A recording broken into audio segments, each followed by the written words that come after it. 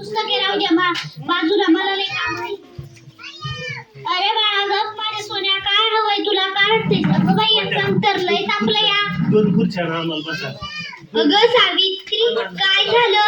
किती रडतंय तुझं बाळ? काय झालंय त्याला?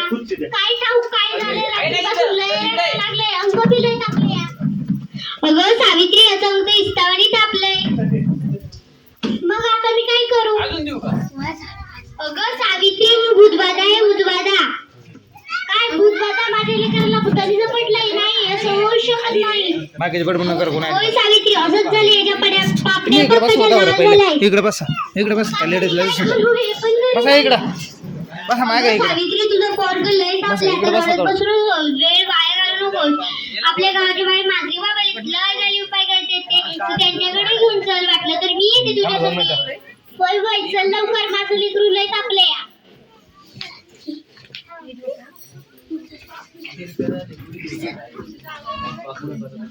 बाबा, ते बघा एक बाया आपल्या बाळाला घेऊन येत आहे. म्हणजे आज आपली कमाई होणार. बाबा, माझ्या बाळाला वाचवा बाबा, त्याचं विस्तवणी टाकलंय. काहीतरी करा बाबा, काहीतरी करा. बाई, तुझ्या बाळाला भूतबाधा झाली. भूतबाधा? कसली भूतबाधा बाबा? बाई, तुला तुझ्या बाई, तुझ्या बाळाला भूताड, त्या विहिरीतला भूताड झपाटलंय. काय विहिरीतल्या भूताने? मग काहीतरी उपाय सुचवा बाबा, मी माझ्या बाळासाठी वाटेल ते करी. बाई, तू काळजी करू नको. तू बाबाला विश्वास ठेव, सगळं काही चांगलं होईल. थोडा धीर धर. कसा धीर धरू बाबा, कसा धीर धरू? बाई, तुला तुझ्या बाळासाठी बळी द्यावा लागेल, म्हणजे एक बकऱ्याचा नैवेद्य द्यावा लागेल. ठीक आहे बाबा, मी माझ्या बाळासाठी वाटेल ते करीन, पण माझे बाळ वाचले पाहिजे. बाबा, माझ्या बाळाला वाचवा.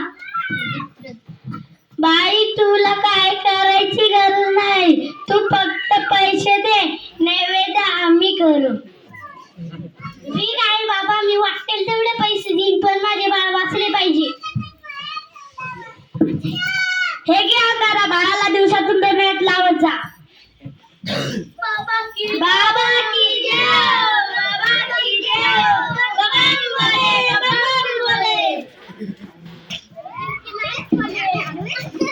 अगं बाई, याचा बाप अजून कसा काय कमी नाही झाला? काल बाबाकडे जाऊन काय फरक पडला नाही. कपडे घालून घ्या परत तुम्ही.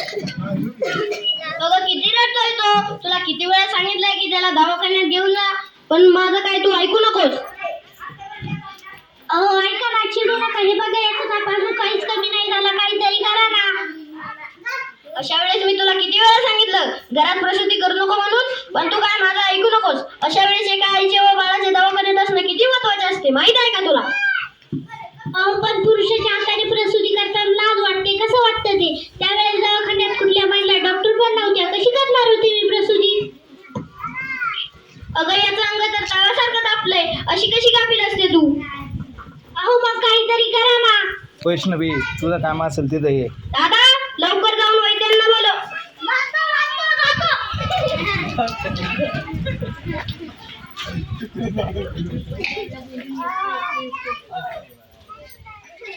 त्याच कमरड मोडलं.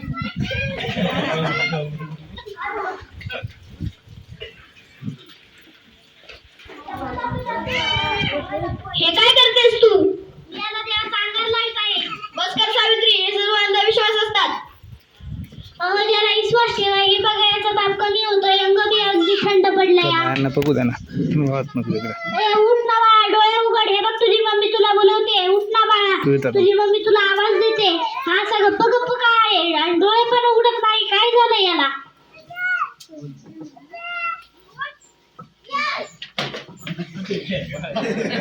नाही राहणार मी अडाणी. मी शिकेन, मी नक्की शिकेन. कारण की उद्या एखाद्या बाळाला व बाईला उपचाराच्या कमतरतेमुळे मुकावे लागणार नाही. मी शिकेन, मी नक्की शिकेन. शाबास सावित्री, मला तुझ्याकडून हीच अपेक्षा होती. अगं बाई, मला तर माहितीच नव्हतं सूर्य हा पृथ्वीच्या गोल फिरतो. सूर्य हा पृथ्वीच्या गोल फिरत नाही, पृथ्वी सूर्याभोवती फिरते. समजलं का? चल गावंढळ, तुम्ही मला सारखं गावंढळ म्हणत जाऊ नका. लाज शरम सगळी विकून खाल्ली आहे सावित्रीने. कलियुग आहे रे बाबा, कलियुग. असं कोणी आपल्या बायकोला शिकवतं का? डोक्यावर मिऱ्या वाटेल तेव्हा कळेल या सुमंतरावांना. असं कोणी आपल्या बायकोला शिकवतं का? सगळे जग नष्ट होईल, बघत राहा तुम्ही.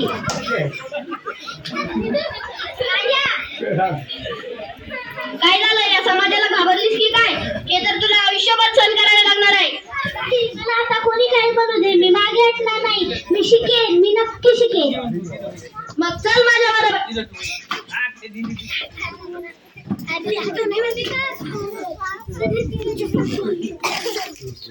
सुमंतरावचं गरज आहे का तुम्हाला दिल्लीहून तार आली? सावित्री, हे बघ, तुला दिल्लीवरून तार आली आहे. तुला दिल्लीला पुरस्कारासाठी जावे लागेल.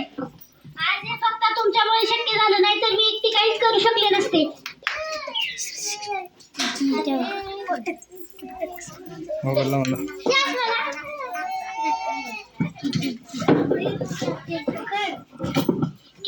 तुम्ही महिलांचा सन्मान वाढवलास. तू भारतातील पहिली महिला डॉक्टर झालीस. अभिनंदन सावित्री. आज माझ्या हातात ही डॉक्टरकीची पदवी नसून उद्याच्या त्या सोनेरी क्षणाची चावी आहे. आजपर्यंत फक्त अंधविश्वास व नकारात्मकतेचे कुलूप लागले होते. तिकडे पाहून माझ्या देशात अशा अनेक महिला आहेत की त्यांची स्वप्ने चुलीच्या धुरात निखरून गेली आहे. मला असं वाटतं की या स्वप्नाची पतंग अशीच खुल्या आकाशात उडावी आणि प्रत्येकाला सुमंतराव असावे. हे करणं खूप अवघड आहे, पण अशक्यही नाही.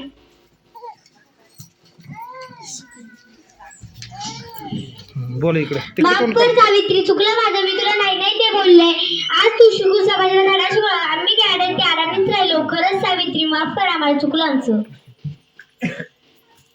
वचन द्यायला सगळे चला.